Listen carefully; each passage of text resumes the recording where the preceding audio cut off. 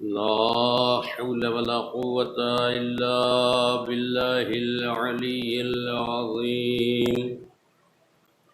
أعوذ بالله من الشيطان اللعين الرجيم. بسم الله الرحمن الرحيم. الحمد لله الذي لا يبلغ مدحته القائلون ولا يحصي نعماءه العادون ولا يؤدي حقه المجتهدون الذي لا يدركه بعد الهمم ولا يناله غوص الفتن الذي ليس لصفته حد محدود ولا نعت موجود ولا وقت معدود ولا أجل ممدود. فطر الخلائق بقدرته ونشر الرياح برحمته ووتد بالصخور ميدان أرضه اول الدین معرفتہ ثم الصلاة والسلام على سید الانبیاء والمرسلین وخاتم النبیین سیدنا ونبینا وشفینا ومولانا ابی القاسم محمد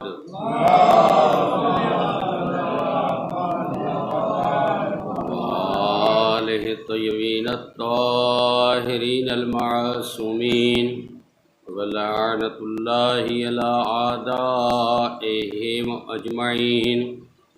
أما بعد فقد قال الله تبارك وتعالى وقوله الحق.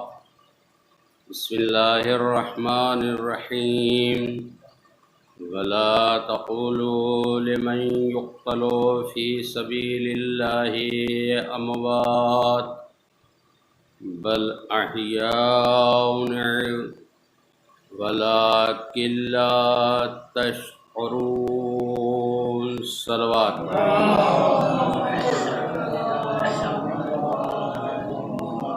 عزیزان محترم، جس آیہ کریمہ کی تلاوت کا شرف حاصل کیا، سورہ آل عمران یعنی بقرہ میں بھی سورہ مل جائے گا، جس میں پروردگار عالم ارشاد فرما رہا ہے، دوسرے پارے کی آیہ کریمہ ہے، وَلَا تَقُولُوا لِمَن يُقْتَلُ فِي سَبِيلِ اللَّهِ أَمْوَاتٌ بل احیاء ولکن لا تشعرون. راہ خدا میں مر جانے والے کو مردہ نہ کہو بلکہ وہ زندہ ہیں، البتہ تمہیں ان کی زندگی کا کوئی شعور بھی نہیں. تو مجلس کا موضوع یہ ہے کہ شہید زندہ ہوتا ہے، مردہ نہیں ہوتا. صلوات پڑھیں محمد والے محمد. شہید زندہ ہوتا ہے، مردہ نہیں ہوتا. یہی پہ آیہ کریمہ رکی نہیں، اور آگے کریمہ آگے بڑھ کر کے کہہ رہی ہے، وَلَا نَبْلُوَنَّكُمْ بِشَيْءٍ مِّنَ الْخَوْفِ وَالْجُوعِ وَنَقْصٍ مِّنَ الْأَمْوَالِ وَأَنفُسِ وَالثَّمَرَاتِ.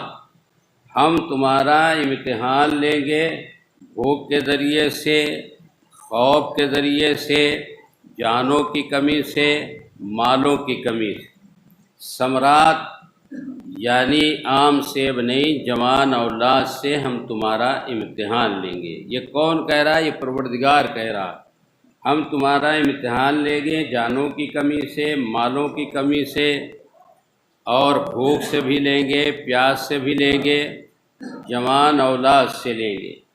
جس آیہ کریمہ کے بارے میں معلومات کی گئی، تو اس آیہ کریمہ کا اگر کوئی مستحق ہے تو کوئی اور نہیں ہے، ہمارے اور آپ کے تیسرے امام سید الشہداء مظلوم کربلا امام حسین کی شان میں آیہ کریمہ نازل ہوئی.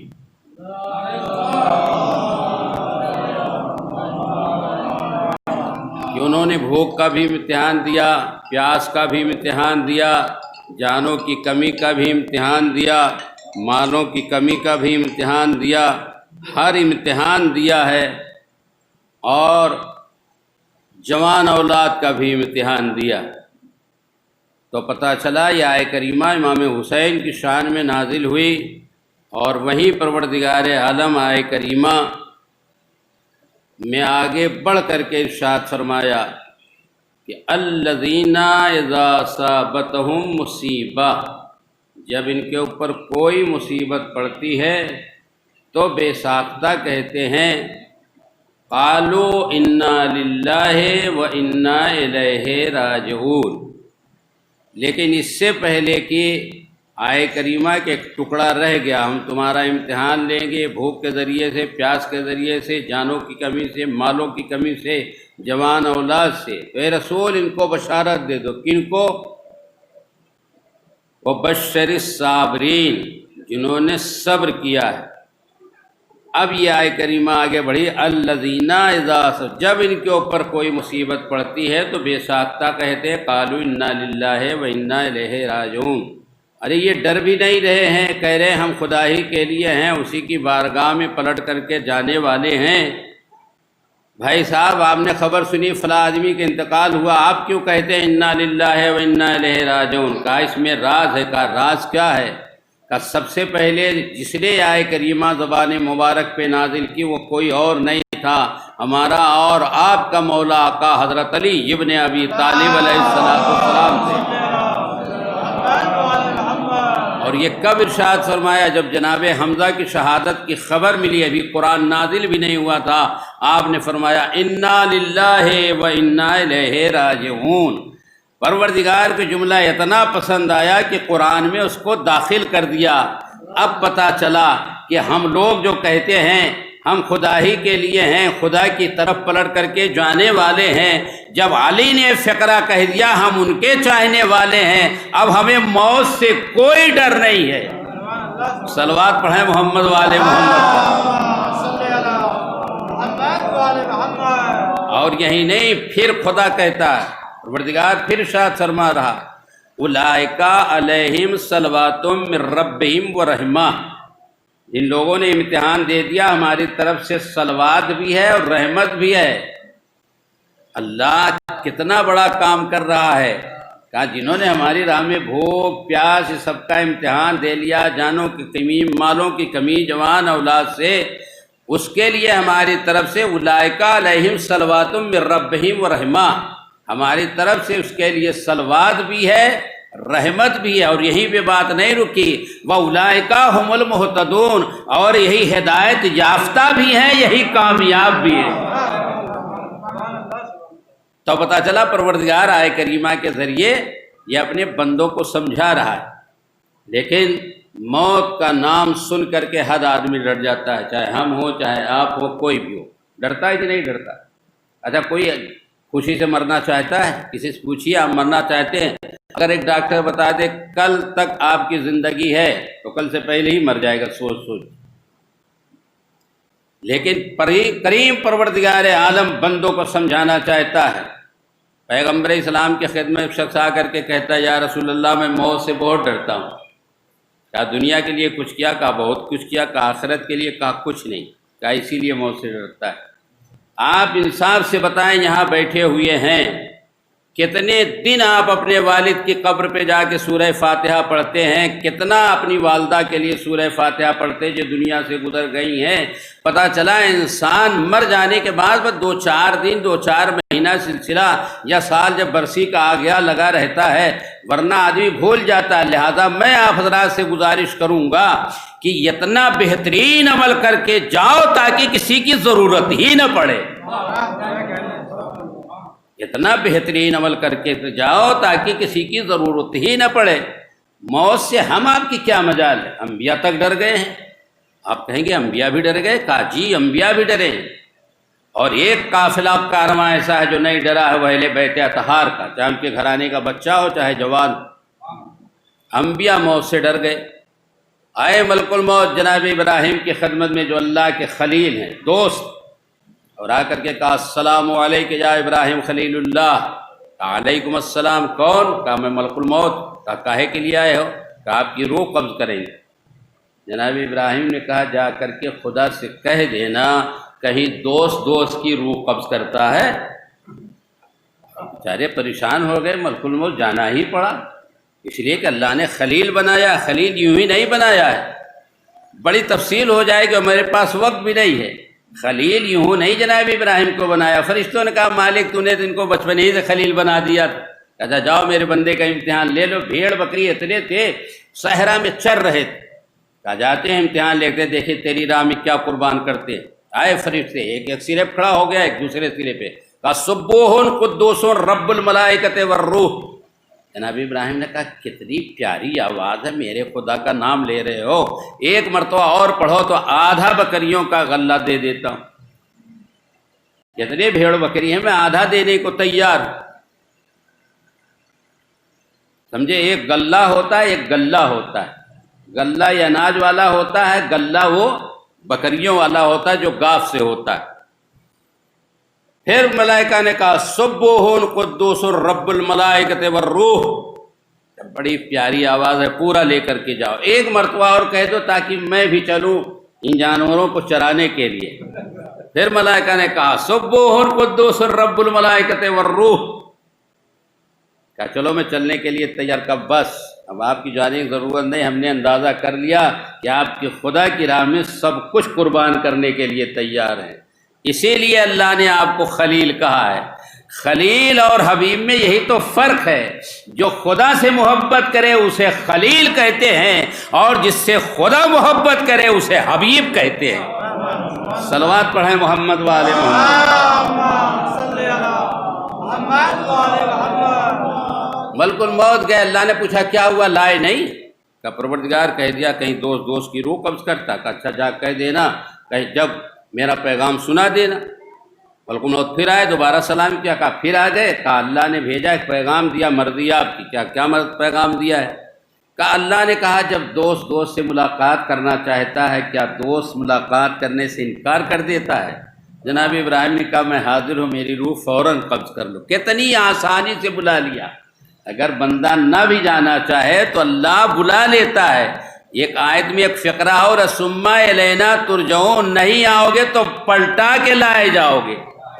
جیسے کوئی جانور سرکس ہوتا نہیں آتا ہے تو چرانے والا چرواہا ڈنڈا لے کر کے اس کی خبر لے لیتا تو اس کو گھر آنا ہی پڑتا ہے. ایسے ہی پلٹا کے لائے جاؤ گے. ایک نبی کا واقعہ ہے. دوسرے نبی کے پاس جو آئے ملک الموت، السلام علیکم موسیٰ کلیم اللہ. آپ کون ہیں؟ کہا ملک الموت. کہا کاہے کے لیے آئے؟ کہا روح قبض کریں. اچھا تم ہماری روح قبض کہاں سے کرو گے بتاؤ؟ دیکھیے نبی کو، دیکھیے کس طریقے سے اسے بات کر رہے ہیں. کہا کہاں سے قبض کرو گے علیہ السلام؟ کہاں سے قبض کرو گے؟ کہا ہاتھوں کے ذریعے سے. ایک صلوات پڑھے محمد وآل محمد.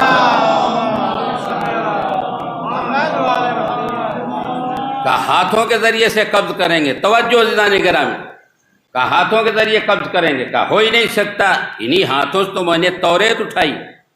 ملک الموت بھی چکر میں پڑ گئے، یہ تو مرنے کے لیے تیار ہے. کہا تو آنکھوں کے ذریعے سے قبض کر لوں. کہا یہ بھی نہیں ہو سکتا، انہی آنکھیں تو عرصہ امید میں لاحق میں عرصہ دراز تک کھلی رہی. اچھا ٹھیک، آپ کے پیروں کی جانب سے قبض کروں گا. کہا یہ بھی نہیں ہو سکتا. کہا کیوں؟ کہا انہی پیروں سے تو میں کوہ طور سینا پر چلا پھرا. یعنی ملک الموت کا سوال، جناب موسیٰ کا جواب. ملک الموت نے کہا اچھا ٹھیک جائیے، آپ کی منہ کی جانب سے قبض کر لوں. کہا یہ بھی نہیں ہو سکتا. کہا کیوں؟ کہا انہی منہ سے تو میں نے اپنے پروردگار سے باتیں کی. آواز قدرت آئی، ملک الموت واپس چلے آؤ. چلے گئے. جب تک زندہ رہنا تھا زندہ رہے. ایک مرتبہ جب گھر سے باہر نکلے، صحرا میں پہنچے، دیکھے ایک آدمی قبر کھود رہا ہے. جناب موسیٰ نے دیکھا گرمی بھی ہے، پسینہ بھی ہے، اکیلا ہے بیچارہ. آ کر کے کہتے کیا میں آپ کے ساتھ قبر کھودنے میں لگ جاؤں؟ کہ بڑی اچھی بات اگر آپ آ جاتے. آ گئے جناب موسیٰ. قبر کھود کر کے جب تیار ہو گئی تو جناب موسیٰ دیکھ رہے، یہ آدمی ادھر ادھر دیکھ رہا، یہاں دیکھ رہا، ادھر دیکھ رہا. کیا تلاش کر رہے ہو؟ کہ یہ دیکھ رہا ہوں کہ آدمی کا ناپ. کہا تو ناپ نہیں لیا تھا؟ کہا نہیں، بالکل آپ ہی کا سائز تھا اس کا. کہا تو میں لیٹ کر کے دیکھ لوں؟ کہا دیکھ لیجیے۔ جناب موسیٰ قبر میں جیسے ہی لیٹے اللہ نے جنت کے سارے دروازے کھول دیے۔ جناب موسیٰ نے کہا اے پروردگار، یہ جس کے لیے کھود رہا ہے دوسرے کے لیے، میرے لیے رہنے دے۔ آواز قدرت آئی، یہ قبر کھودنے والا کوئی آدمی نہیں تھا، اللہ کا فرشتہ تھا، یہ آپ کو پیار سے بلانا تھا، اس لیے یہ ہر بات تیار کیا گیا۔ صلوات پڑھے محمد والے محمد۔ تو اللہ جب بلانا چاہتا ہے، بندہ اگر لاکھ چاہے تو بڑے پیار سے بلا لیتا ہے۔ تو موت حق ہے، صراط حق ہے، نار حق ہے، امام حق ہے، سب حق ہی حق ہے۔ لیکن عزیزان گرامی، میں آپ کو ایک طرف متوجہ کرنا چاہتا ہوں اور وہیں سے بڑھ جاتا ہوں۔ جو پانچویں امام کی خدمت میں شخص آ کر کے کہتا مولا دین کیا ہے، تو میرے امام نے فرمایا دین 5 چیزوں کا نام ہے: نماز، روزہ، زکوٰۃ، حج اور ولایت علی۔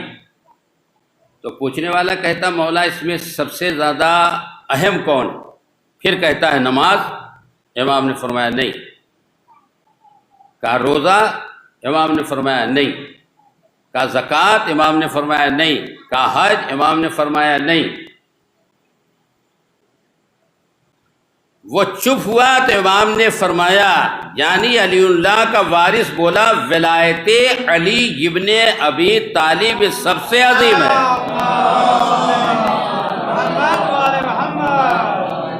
تو شخص کیا کہتا معلوم ہے؟ واہ مولا واہ، نماز اللہ کی وہ ہلکی ہو گئی، زکوٰۃ اللہ کی وہ ہلکی ہو گئی، روزہ اللہ کا وہ ہلکا ہو گیا، حج اللہ کا وہ ہلکا ہو گیا، آپ کی جد کی ولایت بھاری ہو گئی۔ امام نے فرمایا خدا تیرا منہ توڑے۔ امام نے فرمایا خدا تیرا منہ توڑے۔ اور اس کے بعد کہا اچھا یہ بتا مسافر کی نماز قصر ہوتی ہے کہ نہیں؟ کہاں مولا آدھی تو ہو جاتی ہے۔ کہا یہ بتا بیمار آدمی کے لیے روزہ ہے؟ کہا نہیں۔ اچھا مسافر ہو گیا تو بھی روزہ نہیں؟ کہا اچھا یہ بتا جس کے پاس روپیہ پیسہ نہیں زکوٰۃ کیسے نکالے گا؟ مسکین پہ حج واجب نہیں؟ کہاں مولا یہ بات تو صحیح ہے۔ تب امام نے جملہ فرمایا ولایت علی ایسی ہے کہ سفر میں بھی واجب ہے، حضر میں بھی واجب ہے، مرد پہ بھی واجب ہے، عورت پہ بھی واجب ہے، اور چھوٹے پر بھی واجب ہے، بڑے پر بھی واجب ہے۔ صلوات پڑھیں محمد والے۔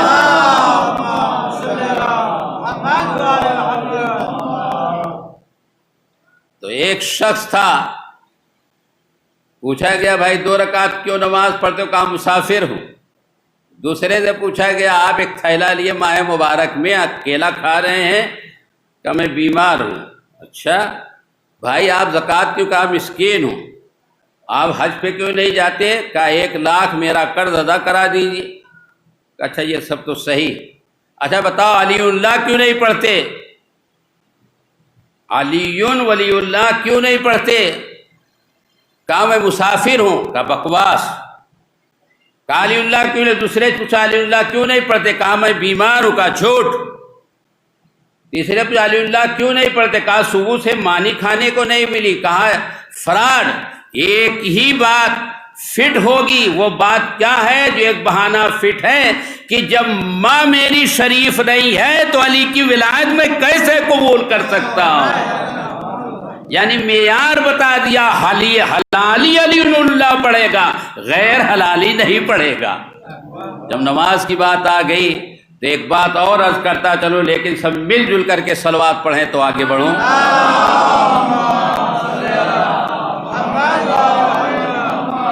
آج جس مرحوم کی سال ثواب کی مجلس، یعنی مختار حسین ابن الطاف حسین، انہی کے بیٹے کے اوپر مثال کر دیتا ہوں، صحیح نہیں ہے مثال ہے، یہ نہ سمجھیے کہ واقعی ایسی ہوا۔ اور ایک بات ان کے ذریعے سمجھانا چاہتا ہوں تاکہ بات دور دور تک پہنچ جائے، جو ذہنوں میں ہمارے کمی رہ گئی ہے وہ کمی دور ہو جائے۔ یہ لکھنؤ سے چلے کہ چلو والد صاحب کی مجلس ہے، اور رات میں چلے آتے آتے صبح ہو گئی، نماز کا وقت آیا، نیند آ رہی ہے، جلدی سے انہوں نے 2 رکعت نماز پڑھی، پڑھنے کے بعد تسبیح پڑھنے کے بعد آ کر کے سو گئے۔ آپ بتائیے ان کی نماز کا کیا ہوا؟ بیکار ہوئی یا کارآمد ہوئی؟ اب آپ حضرات بولیے، میں نہیں بتاؤں گا۔ آپ حضرات بتائیے، ان کی نماز جو 2 رکعت نماز پڑھ لی، جلدی سے نیند آ رہی تھی، تسبیح پڑھ کے جا کے سو گئے، ابھی سورج بھی نہیں نکلا، ان کی نماز کا ہوا کیا؟ جی وضو تو کر کے پڑھیں گے، بغیر وضو کی نماز ہوگی کہاں؟ بولیے آپ حضرات، نماز بیکار ہوئی یا کارآمد؟ بیکار ہوئی۔ غلط آپ حضرات سوچ رہے ہیں، یہی میں بتانا چاہتا تھا جو آج تک بیکار کا ذہن میں تصور ہے۔ نماز بیکار نہیں ہوئی، آپ حضرات کے ذہن میں جو آپ نے کہا جواب دینا چاہیے، بڑا اچھا لگا، جتنے لوگ بولے بڑا اچھا لگا۔ کیوں بیکار نہیں ہے؟ اس لیے کہ ایک واجب ادا ہو گیا، جب واجب ادا ہو گیا تو نماز بیکار نہیں ہو سکتی۔ اب ثواب سنیے، وہ ثواب کیا چلا گیا، وہ ثواب سنیے۔ ثواب یہ ہے، نماز پڑھنے کے بعد مولا کائنات فرماتے ہیں اگر مصلی پر بیٹھا رہے سورج نکلنے تک تو یہ آدمی اس سے بہتر ہے جو صبح سویرے روزی کے لیے نکل جائے، اس سے بہتر ہے جو مصلی پر بیٹھا ہے سورج نکلنے تک۔ یہ ہے عظیم بات، ورنہ آپ سو جائیں گے، آپ کی نماز پہ کوئی اثر نہیں پڑے گا، نماز آپ کی بیکار نہیں ہو سکتی۔ صلوات پڑھیں محمد والے محمد۔ اور تعقیبات میں تسبیح سے بہتر کوئی عمل نہیں۔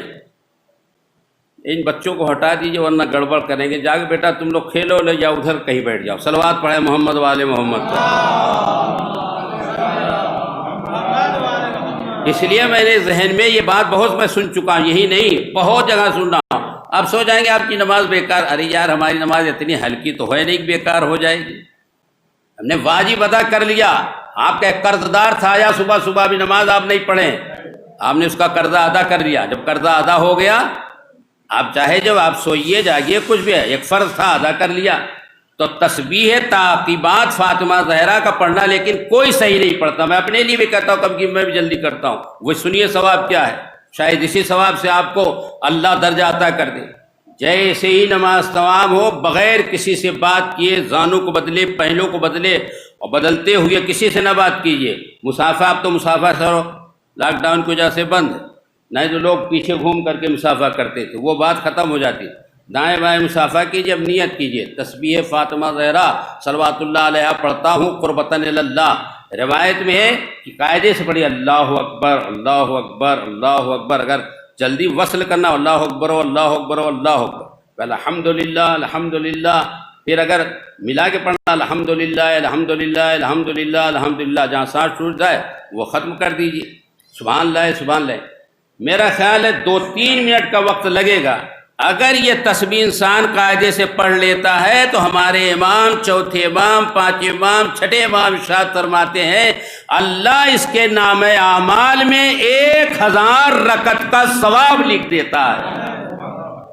آپ آئے تھے 3 رکعت نماز پڑھنے کے لیے، ملا کتنا؟ 1003۔ ابھی ظہرین کی آپ پڑھیں گے تو 1004 رکعت جیسے میں نے بتایا ایسے اگر تسبیح پڑھیں گے تب، مگر ہو نہیں پاتی۔ آپ نے تسبیح نکالا اللہ اکبر اللہ اکبر الحمدللہ الحمدللہ سبحان اللہ، ہو گئی تسبیح۔ ایسے ہی ہوتی ہے نا، کبھی اندازہ کر لیجئے، پڑھ لیجئے گا جا کر کے کہ واقعی ہماری اسی تسبیح ہوتی ہے۔ یہی تو ہے، اس لیے پیغمبر اسلام نے فرمایا اگر فاطمہ زہرا کی تعقیبات سے بہتر کوئی عمل ہوتا تو نماز کے بعد میں ضرور کرتا، بتاتا دنیا والوں کو، لیکن تسبیح فاطمہ سے بہتر کوئی عمل نہیں تھا۔ نماز کے بعد سب سے عظیم تعقیبات ہے تو تسبیح فاطمہ زہرا ہے۔ صلوات پڑھے محمد والے۔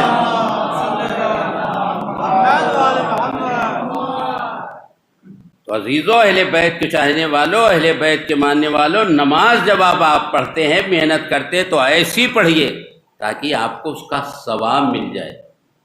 اور دیکھیے اگر کسی کا دل دکھا تو 3 کاموں بڑی جلدی کیجیے۔ اگر کسی کا دل دکھا ہوا ہے تو اس سے معافی مانگنے میں بڑی جلدی کیجیے۔ معافی مانگنے والا اللہ کی نظر میں بڑا ہوتا ہے، معافی مانگنے والا اللہ کی نظر میں بڑا ہو جاتا ہے۔ چچا بھتیجے میں جھگڑا تھا، جب یہ مجلس مڑی پڑھی، بمبئی میں رہنے والا ہی کا آدمی تھا، میں نے کہا کہ اگر کیسی بھی بات ہو تو سب سے پہلے جو جا کے معافی مانگ لیتا ہے اللہ کہتا ہے یہ میری نظر میں بڑا عظیم ہے۔ سامنے والا سوچے گا اچھا مجھے ڈر گیا، امام نے فرمایا وہ سوچتا رہے، اللہ نے کہا بڑا عظیم ہے جو پہلے جا کر کے معافی کا طلبگار ہو گیا، میں بھی خوش ہو گیا اور سامنے والا خوش ہو گیا۔ تو شخص مجھ سے آ کے بیان کرتا، مولوی صاحب آج آپ کی وجہ سے بڑا فائدہ ہو گیا، ہمارا چچا زاد بھائی جو برسوں سے ناراض تھا ہم سے خوش ہو گیا، ہم نے جا کر کے سلام کر لیا، کہا بھیا کہاں تھے، بڑا اچھا ہوا کہ آ گئے، بہت دن سے جدائی تھی۔ دوسری بات، کوئی مہمان آ جائے فوراً اس کے سامنے پانی پیش کر دیجئے، ہو سکتا ہو پیاسا آ رہا ہے کہ نہیں۔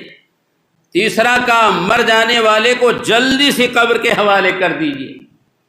چوتھی بات، لڑکی جوان ہو گئی تو شادی کی فکر کیجئے، ہر آدمی کرتا ہے، ہر باپ کرتا ہے، ہر ماں کرتی ہے، لیکن کبھی کبھی جب اچھا رشتہ نہیں مل پاتا تو تھوڑا تاخیر ہو جاتی ہے، اس کے لیے اللہ سے دعا کرتے رہنا چاہیے۔ پروردگار شہزادی کونین کے وسیلے سے دعا کرتا ہوں، جن گھروں میں جوان بیٹے اور بیٹیاں ہیں ان کے رشتے بہتر سے بہتر اسباب آنے کے مہیا فرما۔ تو انشاءاللہ پانچویں بات ہے کہ اگر کسی کا دل دکھا ہوا ہے تو اس سے جا کر کے فوراً کہہ دیجئے بھائی میری وجہ سے آپ کو بڑی تکلیف ہوئی ہے، لہذا معاف کر دیجئے، وہ معاف کر دے گا، آپ آزاد ہو جائیں گے۔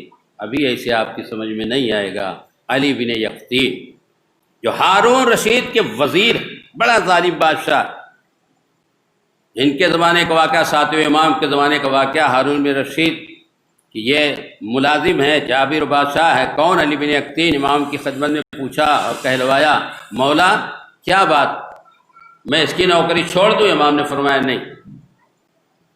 میں اس کی نوکری چھوڑ دوں؟ امام نے فرمایا نہیں، تمہاری وجہ سے ہمارے شیعوں کا فائدہ ہو رہا ہے۔ مائک چل نہیں رہا کیا؟ صلوات پڑھیں محمد والے محمد۔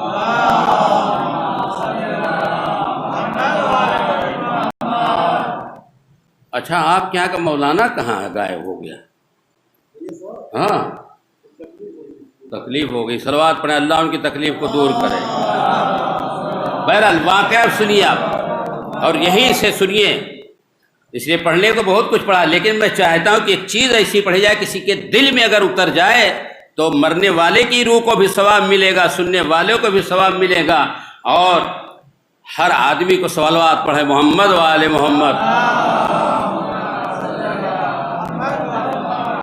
امام نے ہارون رشید کے دربار میں رہنے والے علی بن یقطین سے کہا نوکری نہ چھوڑنا، کہا ٹھیک۔ اتنا زیادہ ان کا مرتبہ بڑھ گیا کہ ساتویں امام نے ان کے لیے مینا کے میدان بلکہ حج میں دعا کرنا شروع کی، اور دعا کرتے کرتے مکہ سے مدینے آ گئے۔ کس کے لیے؟ علی بن یقطین کے لیے۔ لیکن یہی علی بن یقطین کی خدمت میں ابراہیم جمال شتربان، اونٹوں کو چرانے والا، توجہ سنیے گا، اونٹوں کو چرانے والا، وہ آیا، اور آنے کے بعد ابراہیم جمال سے ملاقات کرنا چاہا۔ 2-3 دن کے بعد جب ملاقات کا شرف نہیں ملا تو پریشان ہو گیا۔ 4 دن کے بعد موقع ملا تو ابراہیم جمال پہنچے تو علی بن یقطین نے کہا ایسا ہے کہ ابھی موقع نہیں، پھر مل لیجیے گا۔ صرف اتنی بات، ملاقات نہیں کی۔ میں آپ کے دروازے پر جاؤں، اگر آپ مجھ سے صحیح طور سے نہ ملیں گے تو میں یہ کہوں گا کہ آدمی ملنا نہیں چاہتا، ناراض ہے، دروازے پہ جا کے بیٹھا رہے، دروازہ کھولا نہیں۔ اب بتائیں تکلیف ہوگی کہ نہیں ہوگی دل میں؟ یہ نہیں ملے، ابراہیم جمال کو بڑی تکلیف ہوئی۔ یہی علی بن یقطین جب حج کرنے کے لیے حج سے فارغ ہوئے مدینہ منورہ آئے، ساتویں امام کی خدمت میں پہنچے، چاہتے ہیں ملاقات کرنے کے لیے، امام نے ملاقات کرنے سے انکار کر دیا، کہا تم نے ابراہیم جمال کا دل دکھایا ہے، جب تک وہ خوش نہیں ہوگا میں بھی خوش نہیں۔ اللہ اکبر! ہم آپ کتنا کس کا دل دکھاتے، وہ سنیے گا اور سے، ابراہیم جمال کا دل دکھایا، جب تک وہ نہیں معاف کرے گا میں نہیں معاف کروں۔ اب ان کو اپنا واقعہ یاد آ گیا کہ ہاں یہ تو میں ملاقات کے لیے آئے تھے اور میں ان سے ملاقات نہیں کر سکا۔ جب نہیں ملاقات کر سکا، کہا مولا وہ بغداد میں ہیں، میں مدینے میں ہوں، مکہ میں ہوں، کیسے پہنچوں گا؟ امام نے فرمایا انتظام ہم کریں گے، تم جنت البقیع میں چلے آنا۔ ایک روایت ہے مکہ کے، لیکن جنت البقیع میں تم چلے آنا، ایک اونٹ تیار ملے گا، اور اس پہ سوار ہو جانا اور کہہ دینا کہ امام نے فرمایا، میرا سلام بھی کہہ دیں، اللہ اکبر، جانور کو سلام کر کے دنیا کو ہدایت دے رہے ہیں۔ جو سب سے پہلے سلام کرتا ہے اس کو 99 گنا ثواب مل جاتا ہے، جواب دینے والے کو صرف ایک۔ یہ پیغمبر اسلام کرتے تھے، اگر کوئی پیڑ کے آڑے میں چھپ جاتا کہ آج پیغمبر کو سلام نہیں کرنے دوں گا، پیغمبر اسلام کہتے السلام علیکم، کہا یا رسول اللہ آج تو میں چاہتا تھا میں پہل کروں لیکن آپ نے پہل کا موقع نہیں دیا۔ کہا پہل کرنے والا زیادہ ثواب کا مستحق ہوتا ہے، جواب دینے والا نہ دے گا تو گنہگار ہوگا۔ یہ آئے اونٹ پر بیٹھنے کے بعد پہنچے، اور پہنچنے کے بعد وہاں پہنچے ابراہیم جمال کے گھر پہنچ گئے، دق الباب کیا، کہا کون؟ کہا علی بن یقطین۔ یہ بیچارے ڈر گئے، کہیں ایسا نہ کوئی مارنے والے پیٹنے والے تو نہیں آئے، یہ ڈر گئے۔ صلوات پڑھے محمد والے محمد، آ جائے ادھر جگہ کافی ہے، آ جائیے۔ یہ ڈر گئے کہیں ایسا نہ ہو کہ بادشاہ ہے، وزیر اعظم کے ہاں رہ چکا ہے، ہارون رشید کے ہاں آیا ہے، کہیں ایسا نہ ہو کوئی تکلیف پہنچا دے۔ تو کہا ایسا بھائی مجھے آپ معاف کر دیجئے۔ کہا کیوں؟ کہا آپ آئے تھے مجھ سے ملاقات کرنے کے، میں نے ملاقات نہیں کی، جب تک معاف نہیں کرو گے تب تک میں جانے والا نہیں۔ کہا واقعہ کیا؟ کہا واقعہ یہ ہے کہ میرا امام مجھ سے ناراض ہے، بات کرنے کے لیے تیار نہیں ہے۔ تو ابراہیم جمال نے سنا کہ ساتویں امام ان سے ناراض ہو گئے ہیں، جن کے لیے حج میں دعا کرتے رہے، مکہ میں دعا کرتے رہے، منہ دعا کرتے رہے۔ کہا جاؤ میں نے معاف کر دیا۔ کہا ایسے نہیں، کیا ہم آپ ایسے کر سکتے ہیں؟ جتنے لوگ بیٹھے، چاہے میں ہوں چاہے آپ، کیا ایسا کر سکتے ہیں جو ابراہیم جمال نے یعنی علی بن یقطین نے کیا؟ کہا ایسے میں نہیں مانوں گا، آپ نے معاف کر دیا، پھر کیسے مانیں گے؟ کہ میں زمین پہ لیٹتا ہوں اور چہرہ رکھتا ہوں، آپ اپنا پیر اٹھا کر کے نشان لگائیے تب مجھے معلوم ہوگا کہ آپ معاف کر دیجئے۔ علی بن یقطین نے کہا میں ایسا نہیں کر سکتا، تم ہارون رشید کے وزیر اعظم، کچھ بھی صحیح، آج آپ کو تو یہ کرنا ہی پڑے گا۔ علی بن یقطین نے اپنا چہرہ زمین پہ رکھا، انہوں نے اپنا پیر رکھا چہرے پہ، ہٹا لیا، کہ اب مجھے یقین ہو گیا تم نے مجھے معاف کر دیا۔ اور اس کے بعد وہ رخصت ہوئے، تھوڑی دور میں پھر سواری ہوئی، سواری پہ آئے، فوراً آ گئے مدینے میں، امام کی خدمت میں جا رہے ہیں، امام سامنے کھڑے ہوئے ہیں، دوڑ کر کے علی بن یقطین کو گلے لگا لیا، اے علی بن یقطین تم نے اس کو خوش کر دیا، میں تم سے خوش ہو گیا۔ صلوات پڑھ دیں محمد والے محمد۔ تو عزیزوں میں یہ دیکھ رہا ہوں آج رشتہ دار سے لڑ رہا ہے، معلوم ہوا کہ ایک رشتہ دار میں ایسی جدائی ہے کہ آنا جانا سب کچھ بند ہے، کھانا پینا بند ہے، نہ شادی میں جانا نہ بیاہ میں جانا۔ خدا کے واسطے ہمارے امام کی باتوں پر عمل کر لیجئے، یہاں بھی کامیاب ہو جائیں گے، وہاں بھی کامیاب ہو جائیں گے۔ صلوات پڑھ دیں محمد والے۔ عزیزان گرامی وقت ختم ہو گیا، ورنہ بڑی اچھی چیزیں بیان ہو سکتی تھی۔ اس کے بعد دوسری مجلس ہے، ہمارے گاؤں کے رہنے والے پرویز سلم ہیں، وہ پڑھیں گے۔ تو ہمارے سامنے سب پیدا ہوئے ہیں، لیکن عزت اگر ہم آپ دیں گے، آپ کے یہاں مولانا رہتے، مثال کوئی بڑا آدمی رہتا، جب عزت آپ بڑوں کو دیں گے تو ہر ایک عزت دے گا۔ ہمارا فرض ہے ہر ایک کو عزت دینا۔ اب جو کوئی دنیا والوں کو سب کو عزت دیتا ہے تو پروردگار اس کو عزت دیتا ہے۔ تو یہ ایام ایسے چل رہے ہیں کہ اسیران کربلا کا ماتم کیا جاتا ہے۔ عزادارو، یہ لٹا ہوا قافلہ جب یزید کے قید خانے میں قید ہوا تو ایک مرتبہ سارے سرہائے شہداء رکھے ہوئے ہیں، یزید کی بیٹی رملہ نکلی اور آئی، اور آنے کے بعد باپ کے زانوں پر بیٹھ گئی۔ یزید کی بیٹی کا نام رملہ ہے، بیوی کا نام ہند ہے۔ سنیے گا توجہ سے، شاید آپ کے آنکھوں میں آنسو آ ہی جائے۔ بیٹھی ہے، باپ کے زانوں پر بیٹھی ہے، اور ایک مرتبہ سروں کو دیکھنا شروع کیا۔ سروں کو دیکھتے دیکھتے جناب علی اصغر کے سر کو دیکھ کر کے کہتی بابا یہ سر بہت اچھا لگ رہا ہے، بابا یہ سر مجھے بہت اچھا لگ رہا ہے۔ کہا تو پھر؟ کہا بابا یہ سر مجھے دے دیجئے۔ کہا رملہ یہ سر تجھے نہیں دیا جا سکتا، کہا بابا اگر یہ سر نہیں دیں گے تو میں آپ سے ناراض ہو جاؤں گی۔ جب یزید نے دیکھا میری بیٹی مجھ سے ناراض ہو جائے گی، کہا ٹھیک ہے بیٹی، لو علی اصغر کا سر میں تمہیں دیتا۔ یہ جناب سکینہ اور جناب زینب دیکھ رہی ہیں قید خانے سے۔ ایک مرتبہ جناب زینب سے سکینہ کہتی ہے اے پھوپھی اماں، یہ میرے بھیا کا سر لیے جا رہی ہے، اگر آپ اجازت دیں تو میں رملہ کے پیچھے پیچھے جاؤں۔ عزادارو جناب زینب نے کہا سکینہ جاؤ بیٹی، تم رملہ کے پیچھے پیچھے جاؤ۔ آگے آگے رملہ جا رہی ہے، پیچھے پیچھے سکینہ جا رہی ہے۔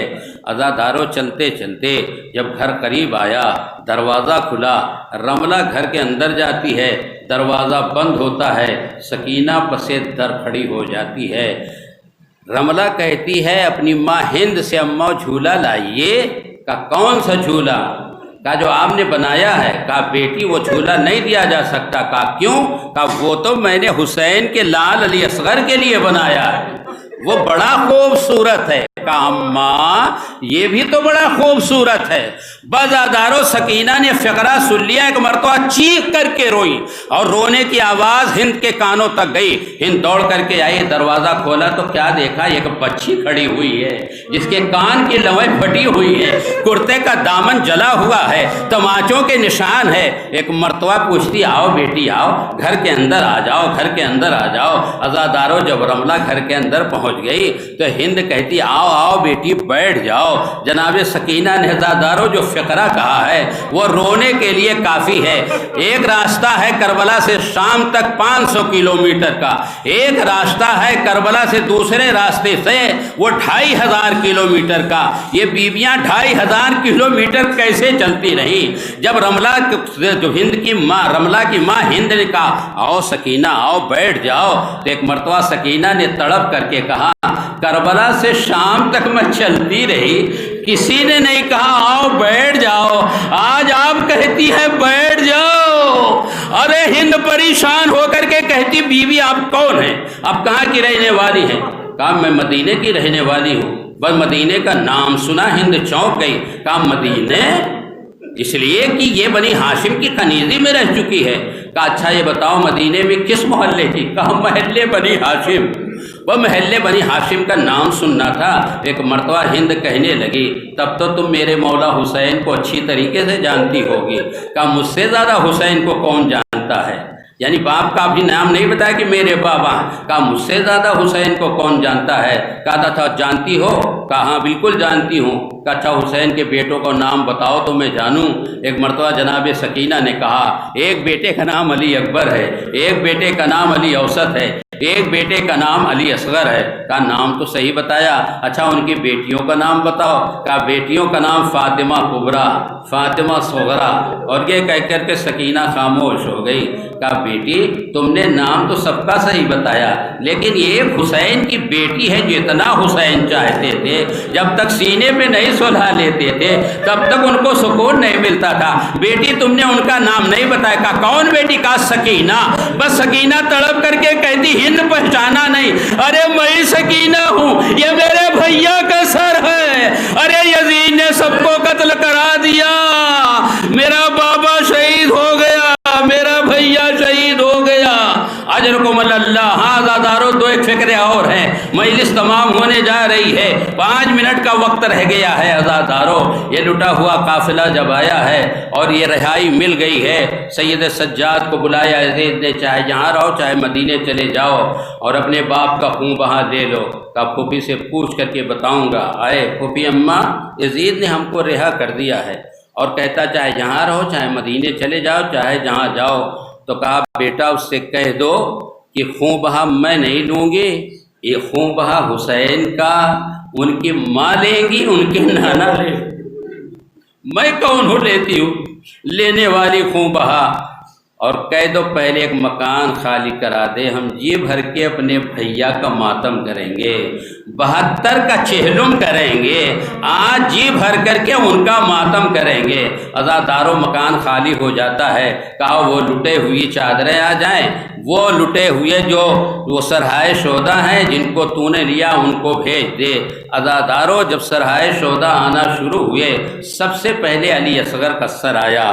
ام رباب آگے بڑھ گئی، گود میں لے کے لپٹا لیا، میرے لال 2 مرتبہ ذبح کیا گیا۔